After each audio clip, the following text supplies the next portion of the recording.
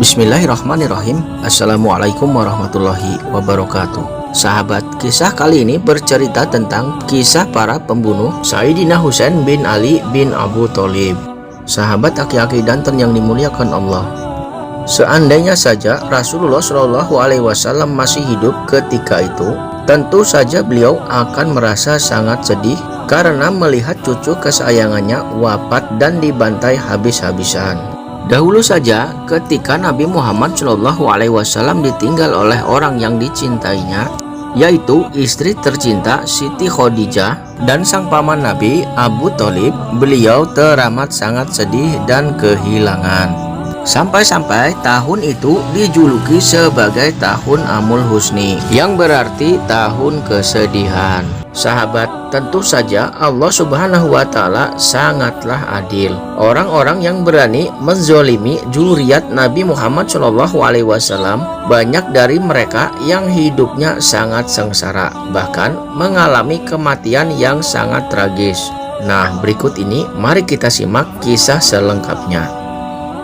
Di dalam kitab Bidayah wa Nihayah, Imam Ibnu Katsir menjelaskan bahwa yang menghabisi dan memotong kepala Sayyidina Husain dengan tombak ialah Sinam bin Anas. Setelah kepala Sayyidina Husain terputus, kemudian kepala itu dibawa dan diserahkan kepada Hawali bin Yazid. Selain itu, ketika kepala Sayyidina Husain dibawa kepada Ubaidillah bin Ziyad, ia lalu memainkan kepala Sayyidina Husain dengan ujung tombaknya sampai-sampai mengenai mulut dan hidung Sayyidina Husain.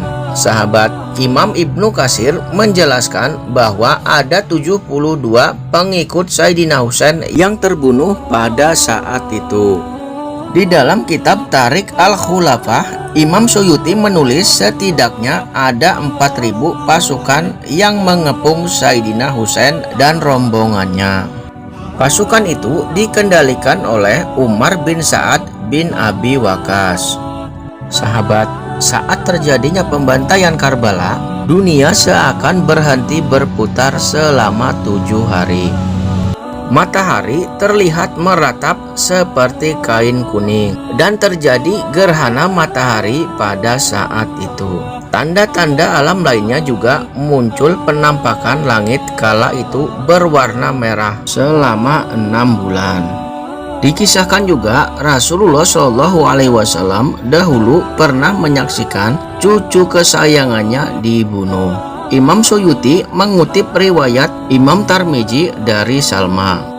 Dahulu Salma pernah menemui istri Nabi Muhammad Shallallahu Alaihi Wasallam yang masih hidup kala itu, yaitu Ummu Salamah.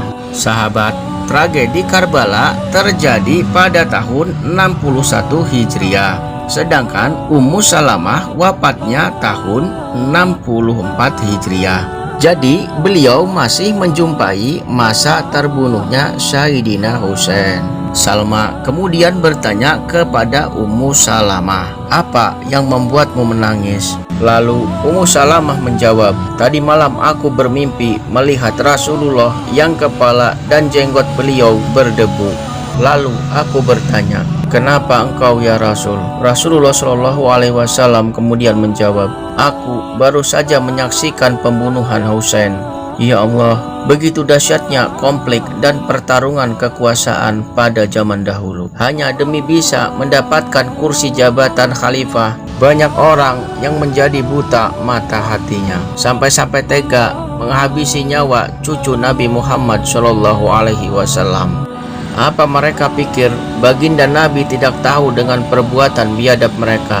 Dan masihkah mereka mengharapkan syafaat dari baginda Nabi Muhammad Shallallahu Alaihi Wasallam kelak di akhirat? Sahabat, di antara orang yang terlibat dalam pembantaian Sayyidina Husain adalah Umar bin Sa'ad bin Abi Waqqas. Padahal ia adalah anaknya sahabat Nabi yang bernama Sa'ad.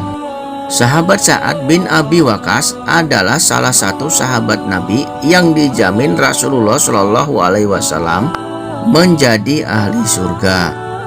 Namun sayangnya, anak yang bernama Umar malah terlibat di dalam pembantaian cucu Rasulullah Shallallahu Alaihi Wasallam. Sahabat, akhir hidup Umar juga ternyata sangat malang. Ia mati dipenggal oleh Abu Ammar Kaisan atas perintah Muhtar Syakafi. Kepalanya lalu diberikan kepada Muhammad bin Hanafiyah. Tokoh kedua yang terlibat dalam pembantaian Sayyidina Husain adalah Ubaidillah bin Ziyad.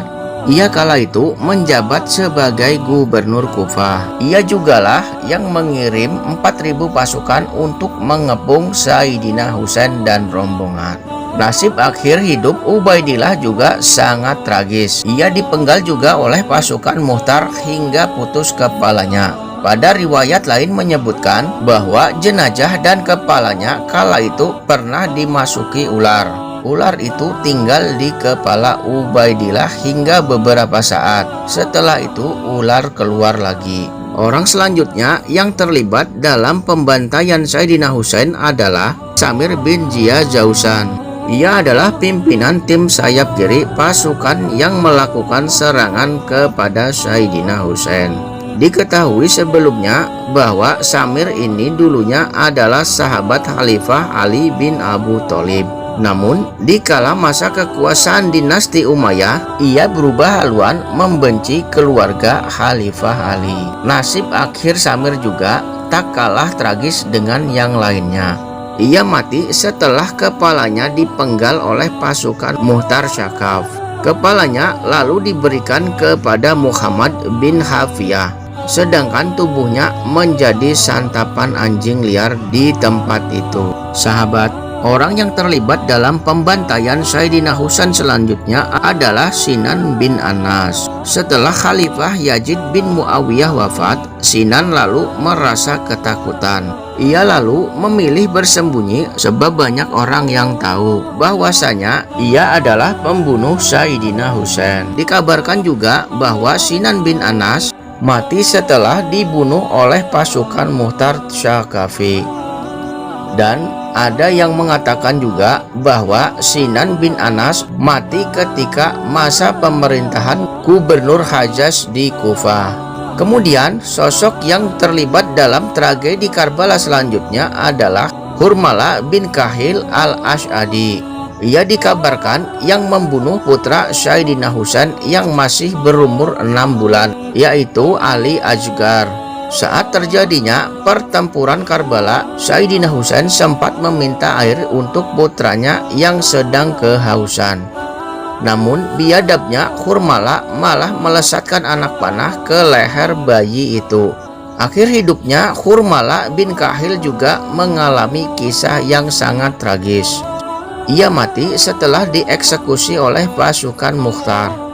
Lalu tokoh yang terlibat dalam pembantaian Sayyidina Husain selanjutnya adalah Khalid bin Yazid. Dikisahkan setelah kepala Sayyidina Husain dipenggal, ia lalu menyembunyikan kepala cucu Nabi Muhammad SAW itu di kompor rumahnya. Kelakuan biadabnya ini menghantarkan dia ke dalam tragedi yang tragis juga.